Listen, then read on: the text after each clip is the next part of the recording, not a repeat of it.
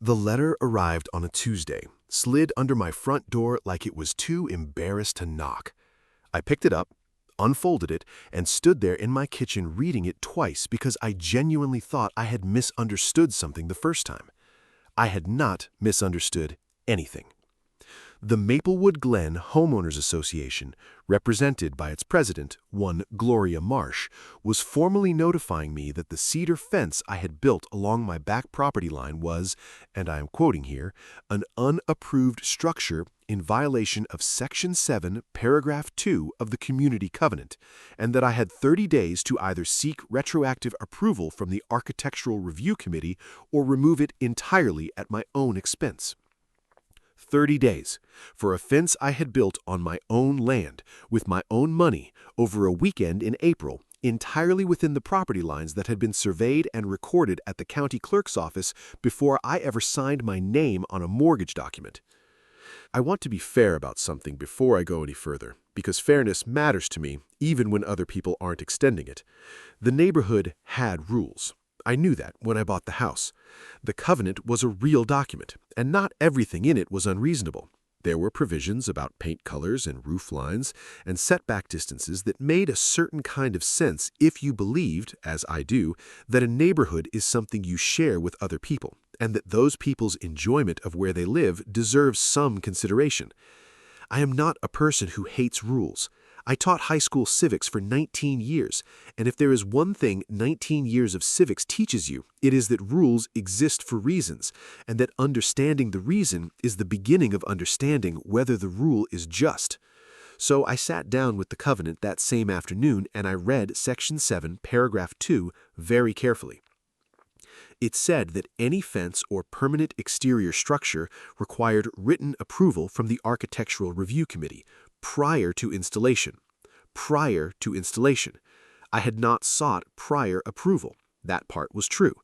What was also true was that I had gone to the HOA office 4 months earlier before I bought a single plank of cedar and spoken to the woman at the front desk about exactly this fence. I described it. I told her the height, 6 feet, the material, cedar, the location, back property line only, no front yard component, no street visibility. She had nodded along and told me that back fence installations of that type were generally straightforward and that I should just make sure to stay within the setback. She did not hand me a form. She did not tell me I needed to submit anything in writing. She said it sounded fine and sent me on my way. I did not get her name. That was my mistake, and I have thought about it many times since. The fence went up on a Saturday and Sunday in April. My neighbor Dennis from 2 doors down helped me set the posts. We used a laser level, and I had already confirmed the property pins myself with a handheld GPS unit I borrowed from a friend who does land survey work. Every post was inside my line. The fence was 6 feet tall, cedar, unstained because I actually like the way cedar weathers to gray, and it ran exactly 43 feet along my back property line. It looked like a fence. It looked exactly like half the other fences in the neighborhood. I thought nothing more about it until that letter arrived in May. Now, Gloria Marsh, I need to talk about Gloria Marsh because she is the real architecture of everything that followed, and I would be telling this story dishonestly if I skipped over what she was actually like. Gloria had been HOA president for 3 years by the time I moved in, and she ran the association the way a very particular kind of person runs anything they have decided belongs to them.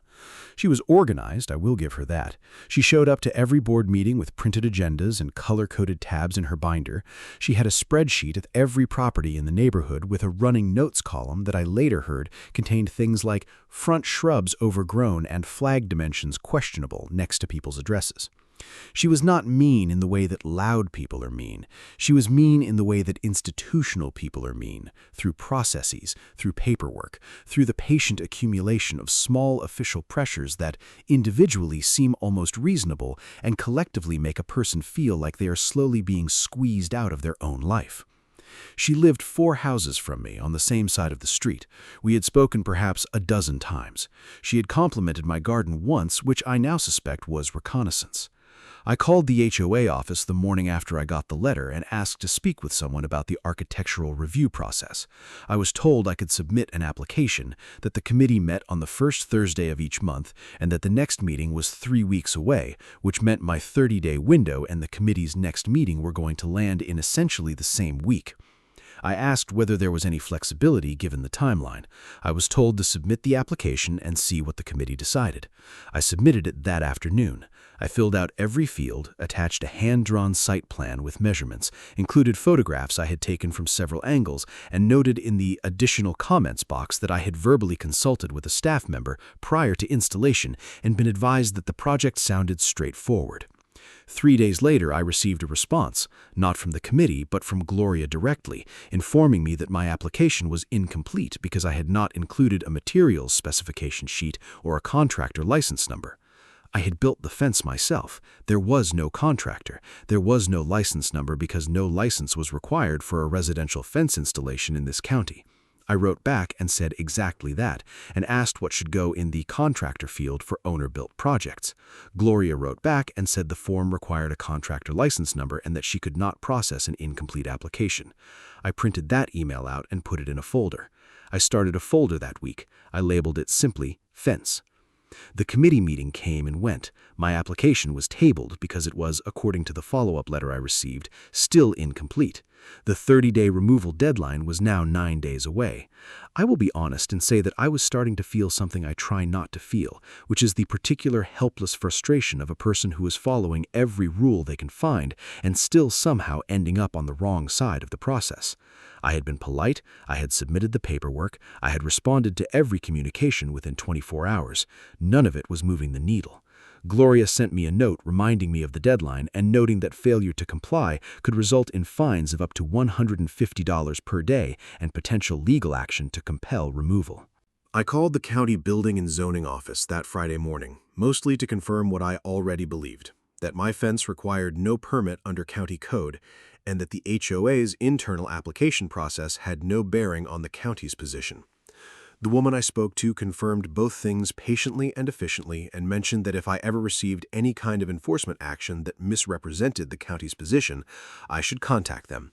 I thanked her and wrote down her name. I was getting better at writing down names. The following Tuesday, I came home from grocery shopping to find a notice taped to my back gate. Not my front door, my back gate, which opened onto the alley behind my property. The notice said that a compliance inspection had been conducted in my absence and that the fence had been found to be in violation. Below the official language, in a handwriting I did not recognize, someone had written, "Structure must be removed prior to formal hearing or fees will accrue daily." There was no inspector's signature, there was no case number. There was no indication of who had physically come onto the property adjacent to my fence line to conduct this supposed inspection. The HOA had the logo on it and Gloria's title beneath the main text, but no signature from any inspector or compliance officer. I photographed the notice still attached to the gate. Then I took it down, brought it inside, and added it to the folder. The folder was getting thick. Now I have to tell you about what happened next, because this is the part of the story that even I still find slightly difficult to believe. Not because it was dramatic, though it was, but because of how quietly it arrived. I was in my classroom, I teach at the high school 3 blocks from my house, going over notes for an afternoon class on municipal governance, which in retrospect feels almost too neat to be true. My phone buzzed with a message from my neighbor Dennis saying, and I am reading this exactly as he sent it, "County inspector just pulled up to your place. Thought you should know." I stepped out of my classroom for 3 minutes, called the county building and zoning office, gave my address, and asked if they had dispatched anyone to my property. The woman checked. She said yes, there had been a complaint filed with the county alleging my fence violated county setback requirements, and an inspector had been sent out to assess. I thanked her, hung up, and spent the next 40 minutes teaching a class on how local government works, while knowing that someone was standing next to my fence with a measuring tape.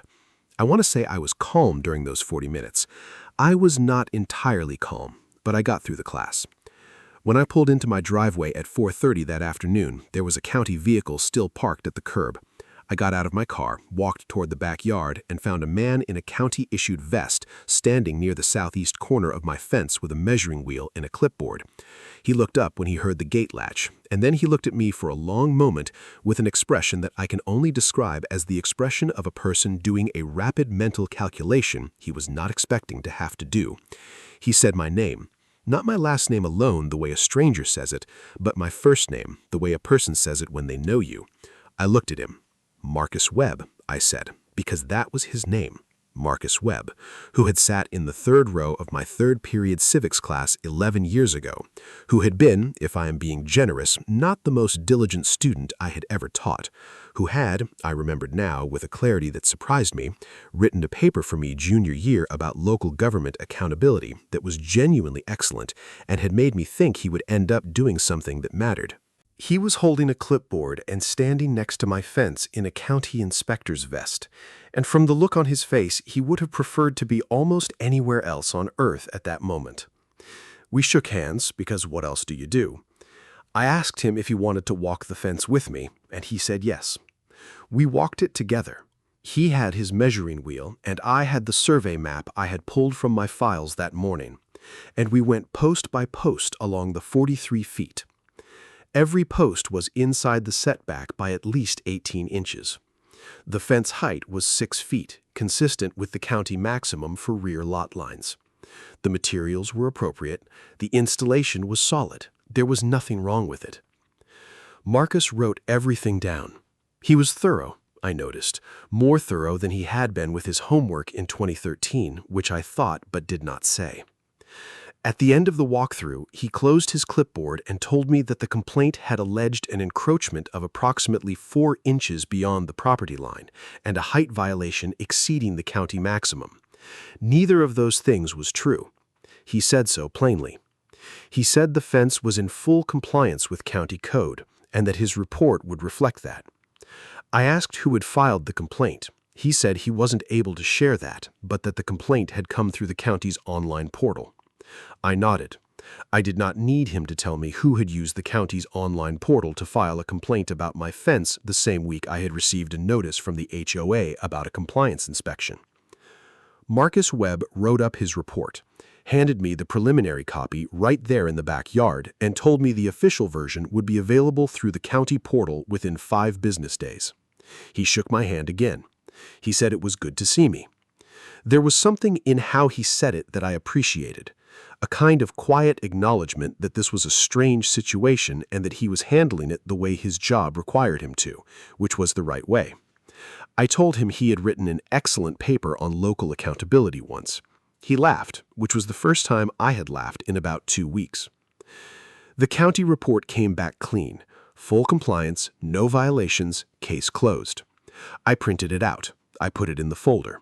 The folder at this point contained the original violation notice from Gloria, 4 email exchanges, the partially processed HOA application, the tabled meeting result, the unsigned compliance notice from my back gate, and now the county inspector's report finding nothing wrong. I made 2 copies of the complete folder. 1 copy went to my filing cabinet, 1 copy went to my attorney, a woman named Carol Reyes, who I had used for my home purchase and who, when I explained the situation, said she would write a letter. Carol's letter arrived at the HOA office on a Thursday. I know this because I sent it certified mail with return receipt requested, and I got the green card back the following Monday with a signature I did not recognize on it. The letter was measured and professional. It laid out the timeline of events from my initial verbal consultation with HOA staff through the county inspector's finding of full compliance. It noted that the HOA's application process had been applied inconsistently, and that the contractor license field requirement for owner-built projects had no basis in the covenant text. It pointed out that the compliance notice left on my gate bore no inspector signature, case number, or proper attribution, raising questions about whether it constituted an official communication or simply an anonymous note on HOA letterhead. It stated that my fence was in full compliance with all county codes and that the relevant survey documentation confirmed proper placement within my property lines, and that my client expected the matter to be resolved accordingly.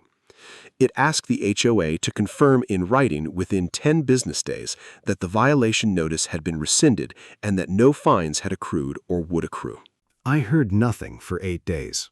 On the 9th day, I received a phone call from a man who identified himself as the HOA's legal counsel. He was brief and businesslike. He said the association had reviewed the documentation and concurred that the fence installation was within county code compliance. He said the Architectural Review Committee had approved the application retroactively and that a formal notice of approval would follow in writing. He said the deadline notice I had received would not result in any fines. He said the association apologized for any confusion in the process. I told him I appreciated the call. I did not tell him what I thought about the phrase confusion in the process, because I was trying to be the kind of person I try to be. The written approval came 4 days later. Gloria's name was not on it. A different board member had signed it, a man named Robert something whose name I had seen on the HOA website as treasurer. I thought about that. I have thought about what happened after, and I think it matters more than the resolution itself, because resolutions are satisfying for about a week and then life continues, and what continues with it is the neighborhood, which is the actual thing you have to live inside of. 3 months after the approval letter, I was out in the backyard on a Saturday morning, doing nothing important, just drinking coffee and looking at the garden, when I heard the gate to the alley latch and then Gloria's voice saying, "Excuse me, Dale." I turned around. She was standing at the gate, which she had not opened, just standing outside it. She was wearing ordinary clothes, not the lanyard and folder she always had when she was doing HOA business. She asked if she could have a minute. I told her yes and opened the gate. She did not apologize exactly. I want to be precise about that, because I think imprecise descriptions of difficult conversations do a disservice to everyone involved. She said that the process had not been handled well. She said that the contractor field issue should have been communicated differently and that the deadline had been applied more rigidly than it should have been. She said the notice on the gate, and here she paused just slightly, had not been something she had formally authorized and that she had addressed it internally. I listened to all of this without saying anything. When she finished, I told her that I appreciated her coming to say it. I told her that I had read the covenant carefully and that I understood the association had real responsibilities and that I was not interested in being a difficult neighbor, only in being a fair one. She nodded at that. Then she said something I was not expecting. She said, "The fence actually looks good." She said it with the faint embarrassment of someone admitting to something they had been resisting for months, and I thought that was a hard thing to do and that it deserved a genuine response. I told her thank you, and that the cedar would weather to a nicer gray than I had expected. She looked at it for a moment. Then she went back through the date. Marcus Webb filed his county report and closed the case, and somewhere in it he wrote exactly what he had told me standing in my backyard, that the structure was in full compliance with county code. 11 years ago, I gave him a B+ on a paper about how local government is supposed to work. I think he earned that grade after all. The fence is still standing. The cedar has started to gray at the top where it catches the most weather. I have not received any notices since. The folder is in my filing cabinet. I have not needed to open it again. I hope I never have to. But it is there, the way documentation is always there, quiet and patient and perfectly ready to speak if it is asked to.